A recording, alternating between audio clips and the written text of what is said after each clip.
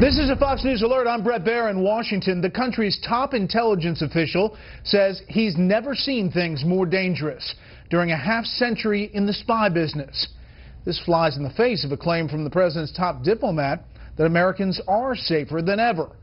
The argument over terror threats comes on the 22nd anniversary of the first World Trade Center bombing. 6 people were killed and more than 1,000 injured when a truck bomb exploded underneath the center's North Tower in 1993.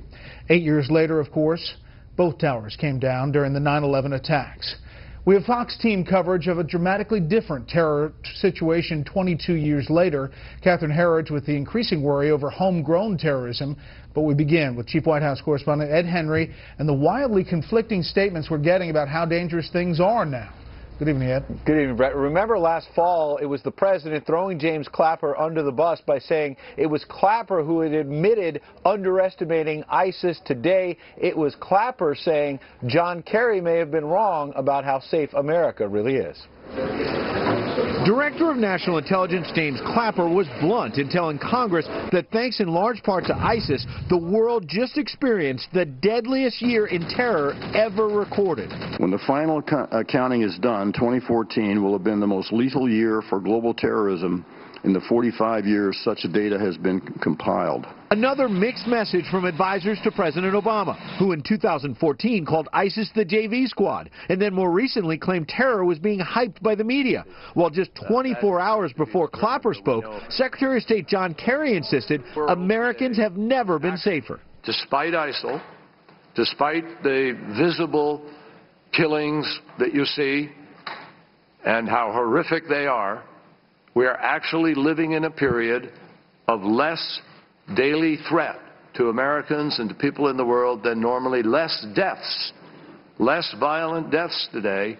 The former head of the Defense Intelligence Agency, retired Lieutenant General Michael Flynn, ripped Kerry's flowery assessment by declaring to Fox, quote, Secretary Kerry is out of touch with reality. He clearly is not listening to the entire U.S. intelligence community. He is not reading any of the intelligence or other things that have been written over the last few weeks, months, years. White House spokesman Josh Earnest tried to square the statements by saying Clapper acknowledged the threat from ISIS, but Kerry noted their capacity to carry out attacks is being diminished. How could Secretary Kerry make the claim to the American people, to the world, that we're safer than we were before?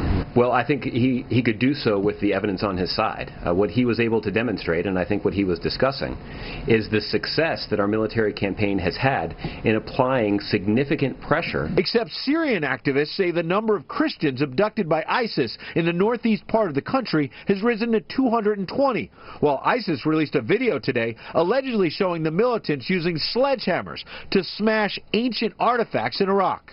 Although new airstrikes killed 17 ISIS terrorists and narrowly missed hitting their leader, Abu Bakr al-Baghdadi, a reason why Earnest said the U.S.-led campaign has slowed what he called ISIS's reign of terror.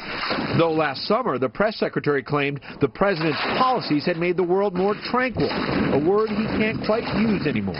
I stand by the fact that what the president has done on numerous occasions has used American influence, American diplomacy, and American military power to try to make the world a safer place for the American people. Now, still, Earnest noted that ISIS remains very dangerous, admitting there have been several tragedies where Americans have been killed with the threat and the potential of more to come. Brett? Ed Henry live on the North Lawn. Ed, thank you. As dangerous as ISIS is to Americans and others abroad, there are growing concerns about what ISIS sympathizers could do here.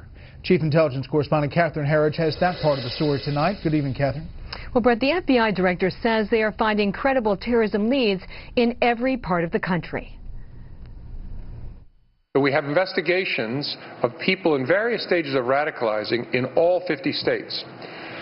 I tell my state and local partners, this is about all of us being connected tightly to each other. This isn't a New York phenomenon or a Washington phenomenon.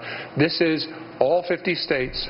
Privately, law enforcement officials reject the idea that American homegrown recruits are not the real deal, and the same officials tell Fox News U.S. citizens could easily take on high-profile roles like the ISIS executioner Jihad John, who is a British national. 3 New York City men arraigned this week are now among a growing number of Americans who are alleged ISIS supporters. According Court documents the men, all in their 20s, were determined to support the terror group and launch attacks inside the U.S. if they couldn't reach Syria or Iraq. DNI Clapper also testified today 180 Americans fit a similar profile as the threat expands and fragments. In my 50-plus years in the intelligence business, I don't know of a time that has been more beset by challenges and crises around the world. I worry a lot about the safety and security of this country. The homegrown violent extremists continue to pose the most likely threat to the homeland. The prosecution this week of an alleged al-Qaeda operative, Abed Nasir, drawing on intelligence from Osama bin Laden's compound, showed the terror leader was determined to attack U.S. targets and American recruits were the gold standard. A separate review of court records by Fox shows at least 35 Americans or legal permanent residents have tried to join or provide support to ISIS since March of 2013. That averages an alleged case of homegrown terrorism in this country every 2 to 3 weeks, Brett. Catherine, thank you. You're welcome. A man portrayed as one of al-Qaeda's early leaders has been convicted of conspiracy in the deadly bombings of 2 U.S. embassies in Africa. Prosecutors say Khalid al-Fawaz was a close confidant of Osama bin Laden and helped get his message to the media. 224 people were killed in the 1998 bombings of the American embassies in Kenya and Tanzania. The Obama administration is reversing itself and sending 2 high-level figures to the meeting of America's leading pro-Israel lobby this weekend.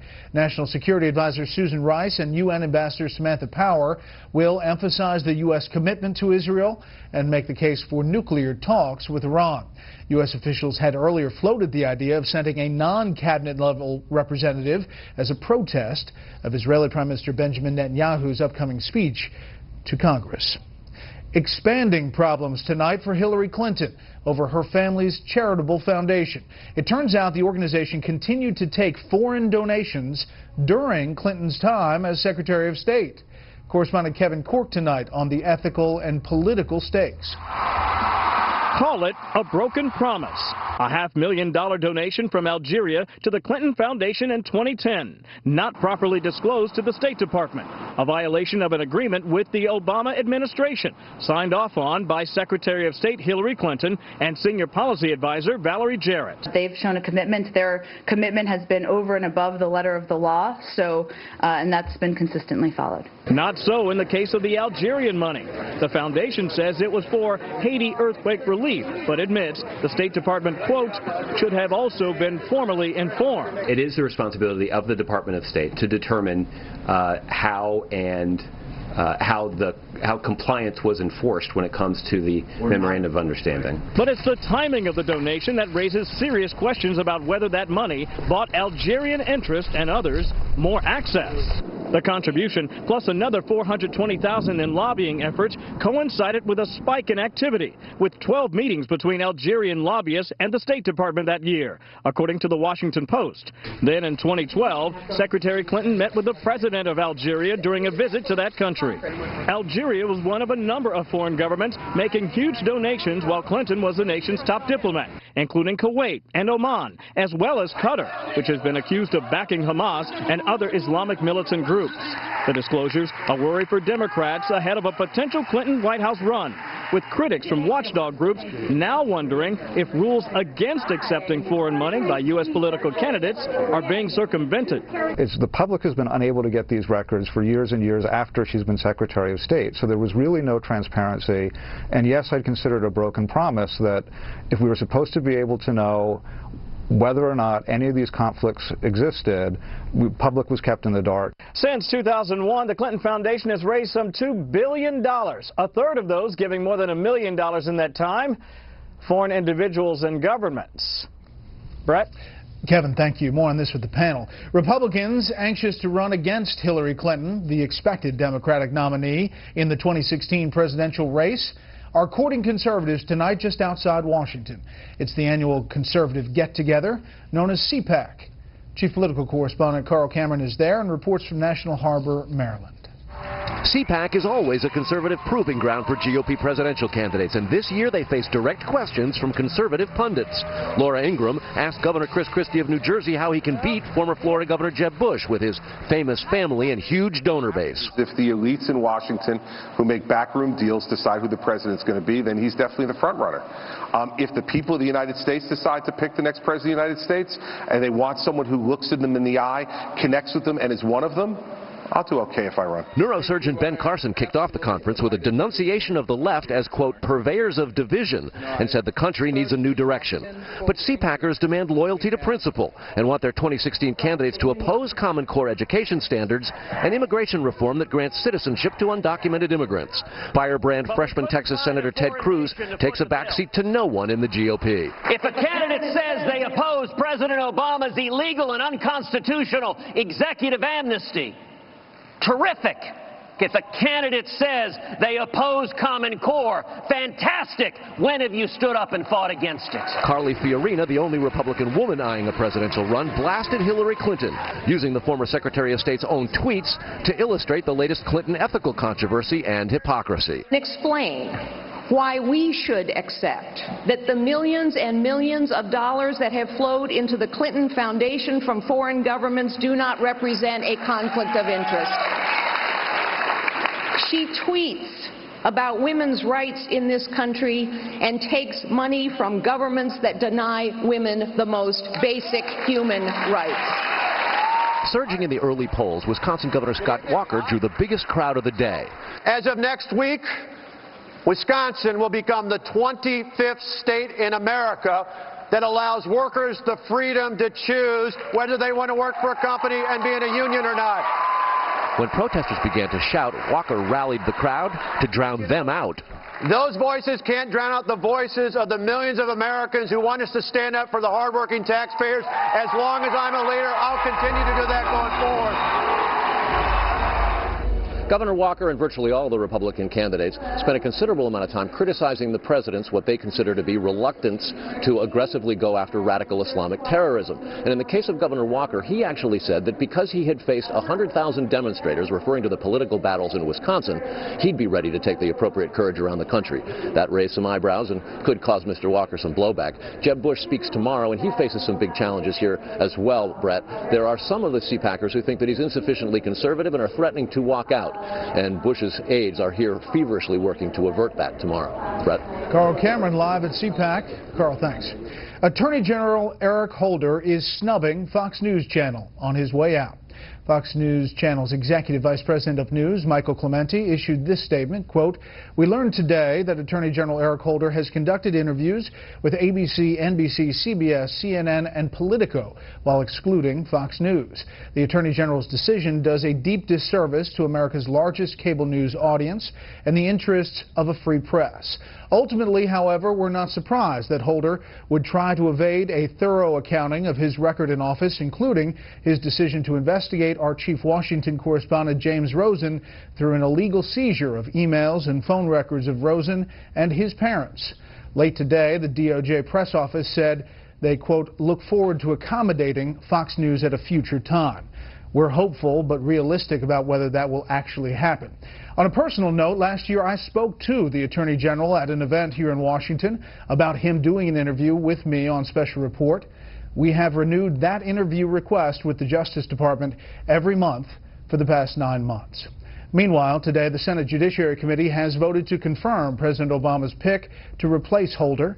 Loretta Lynch still has to be confirmed by the entire Senate, but that vote is expected to pass.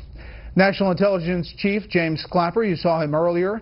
He said today cyber attacks are even more dangerous than terrorism to the U.S. Clapper says the cyber threat from Russia is more severe than previously thought. He says saboteurs, spies, and thieves are expanding their attacks against a vulnerable American Internet infrastructure. Speaking of the Internet, some big changes are coming. Today, the FCC approved sweeping new rules that no member of the public has even seen. Correspondent Peter Ducey reports on what these new regulations may mean for you, your business, and your family. Ready, set, slow. The ayes have it. Just like that. the government grabbed control of the internet, approving 322 pages of new regulations that may limit broadband speeds and competition in what critics are calling a power grab. The internet as you know it has now ended, that the government now controls what happens there and will control it only more so.